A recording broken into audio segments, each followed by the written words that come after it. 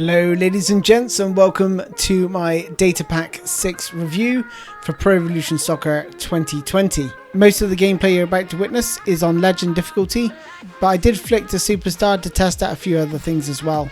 The question on everyone's lips right now is, can Data Pack 6 save Pro Evolution Soccer 2020?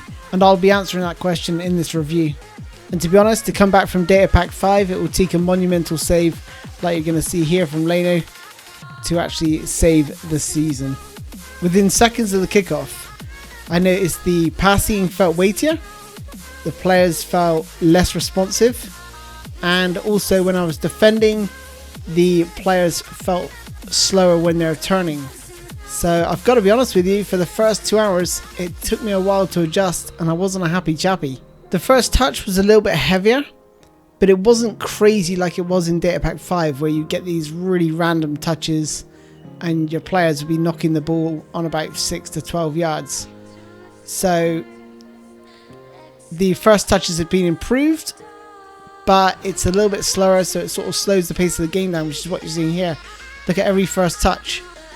It takes a little bit of time to get the ball under control before I can play the next pass. Shielding the ball from your opponent has definitely been nerfed in Data Pack 6, as you're seeing here, with Shaw just easily getting out-muscled and losing the ball. So here's some Data Pack 5 gameplay footage. Watch Pogba's touch here, 6 to 12 yards, that's what I was talking about, these crazy touches you get quite frequently during a game. And then the overpowered shielding of the ball in Data Pack 5, you could abuse that with every single player on the pitch, regardless of balance.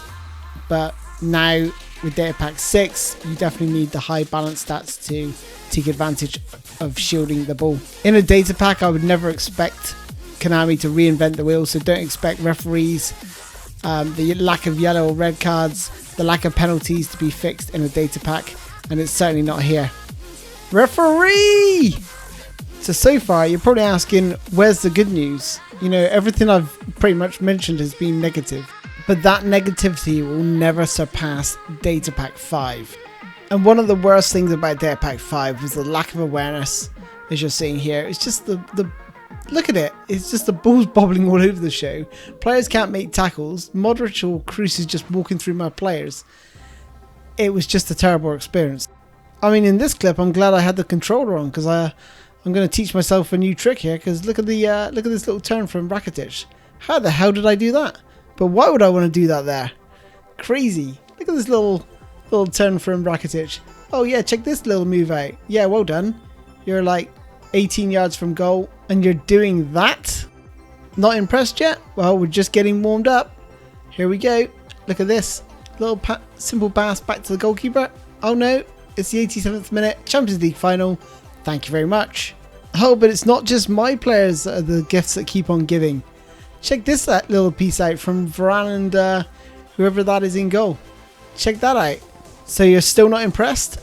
Fine. I saved the best till last. Look at this from Pogba. Takes it on his chest. Goes through his hand. Lovely.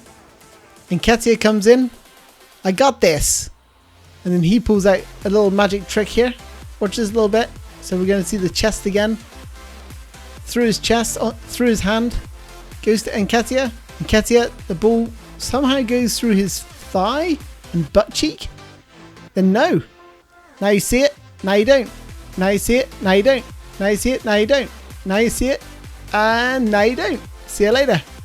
I mean, seriously. Come on. What is going on? What is going on? To be honest, this clip you're going to see here would probably happen in Data Pack 6 as well. Slides down his man. He's through on goal. And it's not even a yellow, and there's no red card either. Absolutely incredible. But basically, Data Pack 5 was just a kick in the balls for the series. And I had to laugh when I saw the highlight said shot taken by Bale. So now we're back to some Data Pack 6 gameplay, and what are we left with? Well, let's start off by saying that lack of awareness that we saw in Data Pack 5 has been totally eradicated. Well, I'll say totally, 98%. I've seen 2 instances in Data Pack 6 where you could say there is a little bit of lack of awareness there, but on the whole you don't get some of that BS that we're seeing there. I spent more time now with Data Pack 6 than I did during the 12.5 hours on the Wednesday night. And, you know, almost in every single game on Data Pack 5, I was coming across weird stuff going on. But in Data Pack 6, all that weirdness has been cut out, which is a real good plus sign for the series. Something to celebrate. So after the 2 hours of initial gameplay with Data Pack 6, the game started to grow on me, and I started to get a feel for it and started to get an understanding of, you know, the changes I had to make to my game in order to succeed. The more I played Data Pack 6, the more I started to enjoy it. I felt like the player selection was decent, not perfect, but decent enough to get a hold of the players that I wanted to. I felt like I had full control. I felt the AI was really, really clever. Look at this little move here. Lovely piece of skill by Lacazette.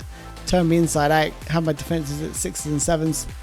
And that's another thing. The AI was far more clinical now. You know, you give them half a chance and they'll take it. And if you've seen my Data Pack 5 review, there's a guy in the Twilight Zone where he's got an empty net and he just doesn't do anything. From a defensive point of view, I found that my defenders defended better. They're more defensively aware, especially from crosses. On Legend, I had a real struggle dealing with crosses. It just seemed to be like the cross came in, you just had to hope that your man was there and the player select was always going to work, and it never seemed to work all that well. I think they have improved the player select in Data Pack 6. I seem to at least have a chance of trying to challenge other players in the air now. But it still feels like a little bit of a lottery, the speed the crosses come in, but that's the way the game's got to be. Data Pack 6 is a huge improvement over Data Pack 5, but it's still not as good as Data Pack 4 was, in my opinion. So it sits somewhere in between, but thankfully that lack of awareness that was absolutely killing the game on Data Pack 5 has now been eradicated. So for me, I think if you're an offline player, you're going to enjoy Data Pack 6 more. If you're an online player, you may find the sort of first touch and sort of heavier passing maybe a little bit frustrating at first. But like I said, give it time, and certainly give it about 2 to 3 hours worth of play before you sort of jump ship or uninstall the game. Just give it time, and I think you'll actually be rewarded with a pretty decent PES experience. It's not perfect for sure, but it's better than it has been over the last month or so.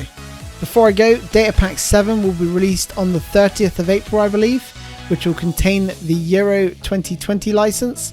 So I'm looking forward to that, and we'll see what gameplay changes that happen then, and there will be a Data Pack 7 review. And lastly, I will be doing Euro team tactics for that European Data Pack, so be sure to stay tuned to the channel for that. Okay guys, I'll see you soon. Thanks for joining me. Bye bye.